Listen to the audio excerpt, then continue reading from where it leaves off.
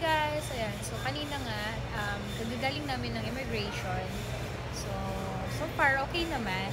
Actually, hindi naman sila ganun kahigpit. And then, ito na nga, natatakan na yung aming passport. Pakita mo sa'yo, darling. Ayan, kasama ko yung best friend ko. Ayan, so parehas kaming natatakan. So, okay naman. As long as kompleto yung documents na dala mo and then huwag kang kakabahan. Stay calm, ganun. Idaan mo lang sa ngiti. Yes, idaan mo lang sa ngiti para ma-approve ka. And then, okay naman kasi mababait naman yung nasa immigration. So, yun, as per experience namin, nahiyan ako bigla kasi may nakatingin. So, medyo na-shy ako doon. So, pero okay naman.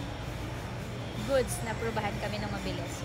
So, sa akin kasi, experience ko, hindi na sila sa akin masyadong nagtanong. Ang unang tanong kasi sa akin is, what is your, kung ano yung business, kung ano yung trabaho ko. So, sumagot ako na business, ganyan-ganyan. And then, kinuha sa akin yung documents ko. So, tinanong ako ng immigration kung kompleto ba yung documents na nandyan. Ganon, nandyan ba yung mga kailangan ko makita. So, binigay ko yung requirements ko, although kompleto naman siya. So, yun, mas mabilis nga lang ako na-aprobahan doon and then natatakan agad. And especially dahil nga mabait din yung immigration na natapatan namin. So, as your experience naman, darling? Wala ba na ako na-experience? Na-experience ko na kung gano'ng kabait yung mga IO doon. Yes, yung Sobrang IO, no? papogi pa. So, yun lang guys. So, huwag kayong kabahan.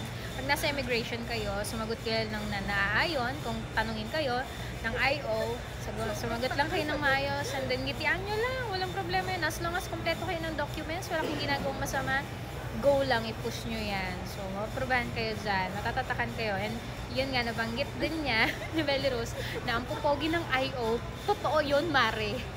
Totoo yun, ang pupogi. So, ayun lang guys. Thank you. Ayan. Going to Bangkok. Thailand.